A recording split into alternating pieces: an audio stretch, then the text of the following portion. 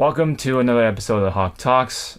Today I am going to be talking about my first impressions after playing the closed beta that I was lucky, I guess, to be selected to play the closed beta in these set schedules and stuff for Guilty Gear Strive. I got about an hour, to say the least, and I definitely felt I knew what I got from it. From that 1 hour, and that's why I want to make this video. So I wanted to share you guys my thoughts about it. First and foremost, I think the lobby system definitely needs work. While visually it's interesting, it executes it rather subparly. There's a lot of things it can work on, or it can get worked out. First off, the whole holding out the weapon to confirm your connection with that person is a bit of a confusing process. While in concept it seems fine, in actual practice it's actually poorly done. It's actually a poor idea that needs to be worked on. I mean, there's a reason why the previous lobby systems for the ArcSys games, of course, Guilty Gear, Exert, Revelator, and all that stuff, everything in between, and Dragon Ball Fighters, and Blaze Blue Cross Tag Battle, and of course the other fighting game that came out pretty recently, which is Grand Blue Fantasy Versus. And all those have a pretty similar to pretty much the same sort of system when it comes to the online lobby, and it works. I like the visual side of that. It definitely feels more like you're sort of at a virtual arcade. You have these arcade machines or spots set up so that you can pretty much wait for someone to arrive and go to that designated spot to play with you. And it was such an effective way to go about things, and you can have a line and everything and all that stuff. But this one was very strange. While yes, and kind of appealing on the surface, but that's all of what it is.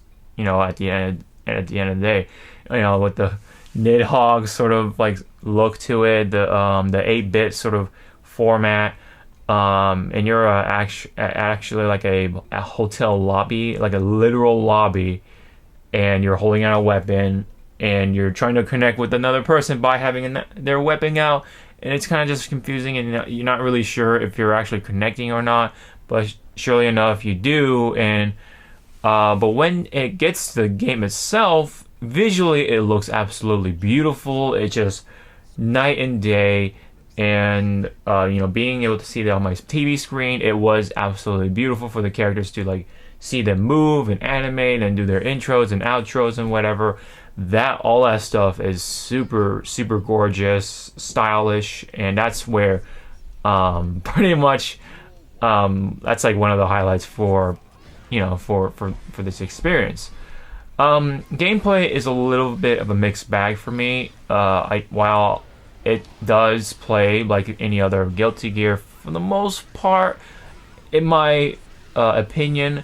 There are things that people have been pointing out that have been taken out, or there have been some weird decisions or whatever that has been implemented with this time around. And one of the big complaints for the gameplay anyway is the Gatling system. The Gatling system, for those who don't know, from what I can understand, is basically allows you to link button to button to button, and that's how you kind of are able to do your combos that way. I guess this time around they took that out, or they just made it so specific per character that it's kind of counterintuitive of what their philosophy is this time around, which is to be a little more accessible and not so much give the other people who have been playing these games just make them feel right at home, and pretty much they have the upper hand right away.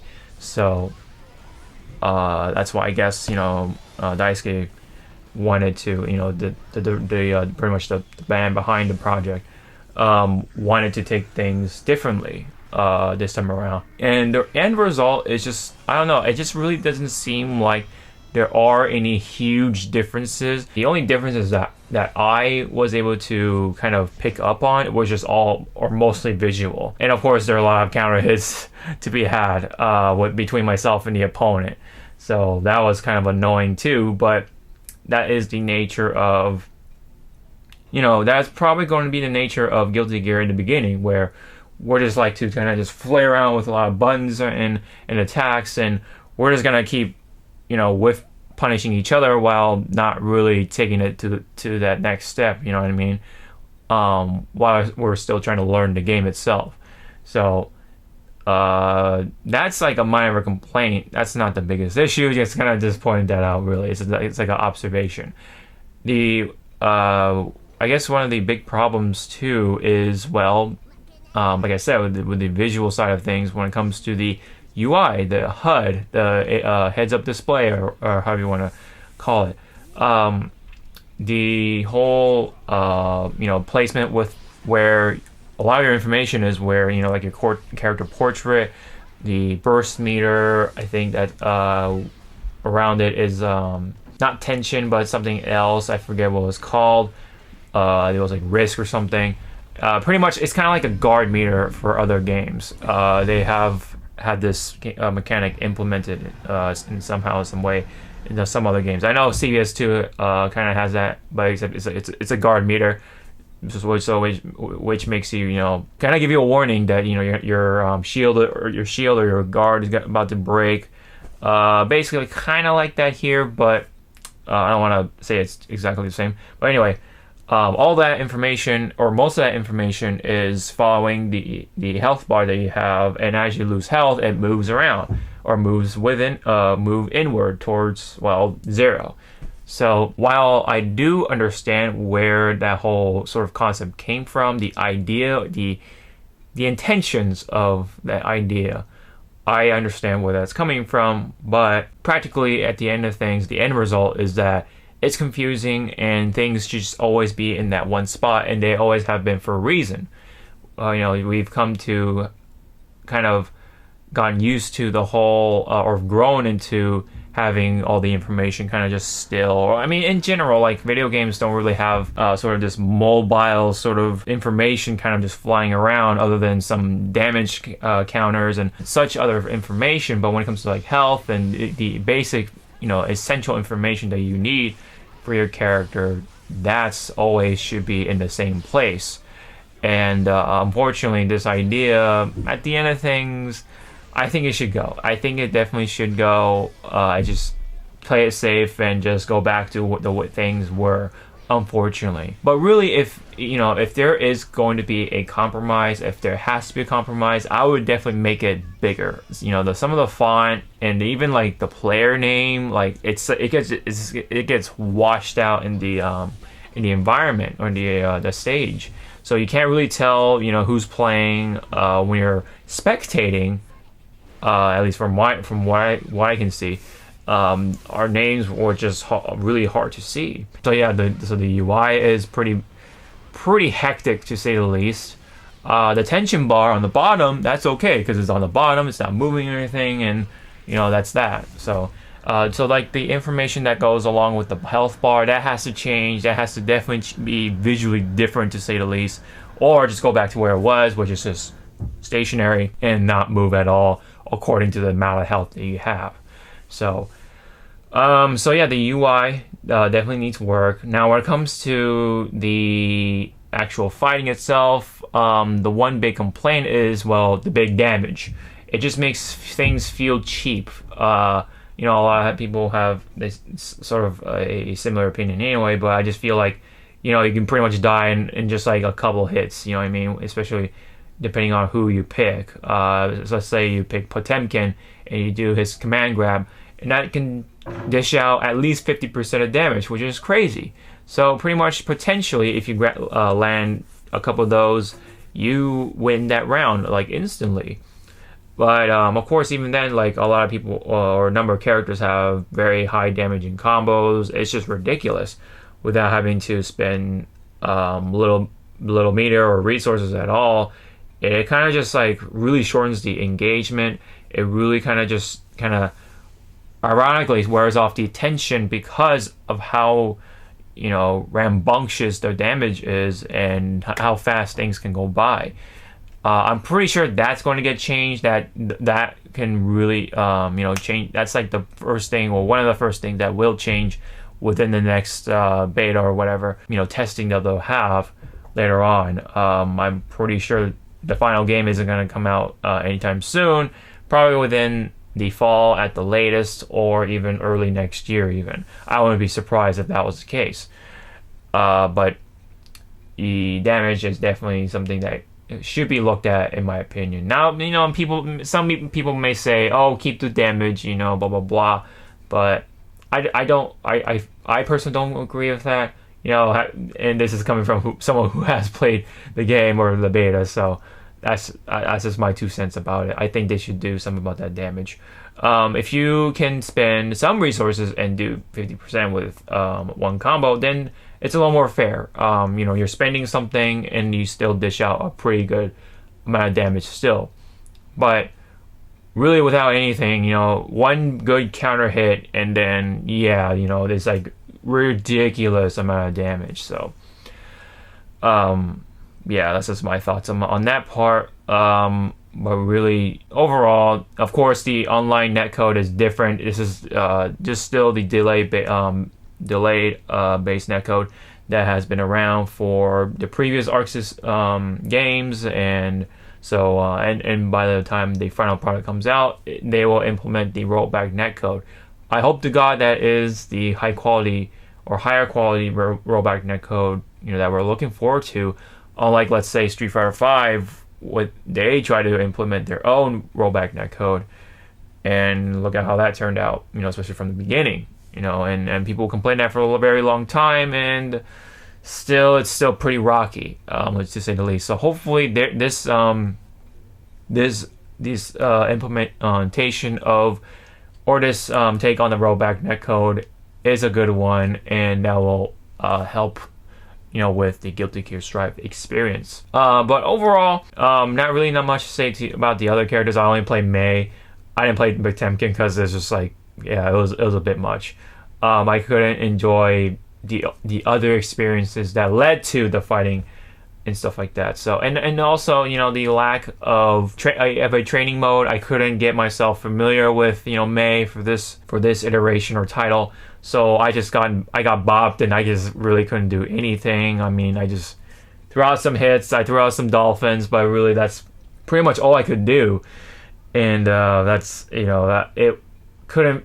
I can only enjoy that for so long, and so I just put down the game. And plus the whole like online lobby system, which just wasn't really not working in the most practical sense. So so I only played the one time slot, and I just don't really want to go back to that because I'm just gonna get bopped, and I'm just gonna just not really able to enjoy and take the time to actually provide any feedback. So other than this feedback already, so really that's all I can say. I mean, it's the end result of things right now, as of this beta, there was a statement back a while back, and it really seems like that this Guilty Gear was going to be different the way it was worded, and yet it wasn't really all that innovative as they made it tried to make it out to be.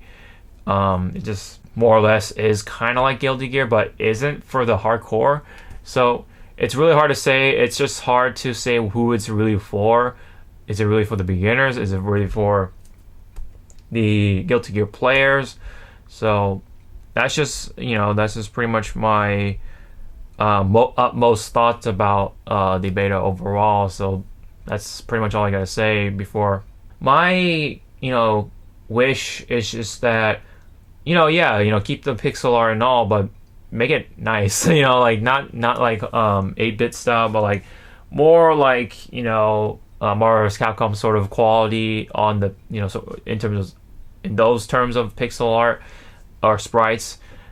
That would be really cool. I think that would be a really cool way to go about things when it comes to having that pixel art style for a lobby system. But then again, you lose out. You're likely to lose out on the customization possibly. I don't know if they'll if that route to be taken. They'll just use the characters that you picked as the avatars or whatever, just like in previous ArcSys games. Or they'll actually keep the custom character that you were able to use in this beta from this forward, but hopefully they'll overhaul the lobby somehow in some way. If I would just rather just approach to an opponent and just hit a button saying, "Oh, you want to challenge this opponent? Yes, hit X, whatever."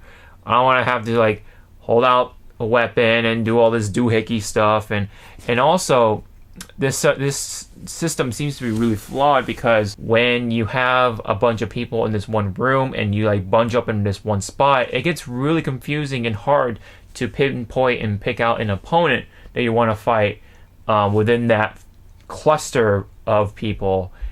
So again, it really shows that this system or this idea is vastly flawed in comparison to the previous systems for the online lobby. So I really feel like they should just go back to the way it was, in my opinion.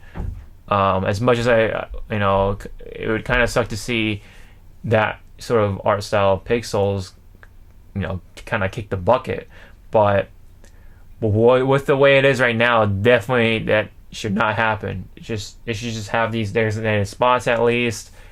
Pick an arcade cabinet and wait for an opponent to pick that one as well. Hit X, hit buttons, get going, get playing. So that's how it should be. And hopefully, the rollback netcode actually turns out to be good. And yeah, otherwise though, it's a beautiful game, and I really wanted to like this game when the final product comes out. But I think for right now, depending on how the future betas go, I think I'm pretty good on playing betas for this game.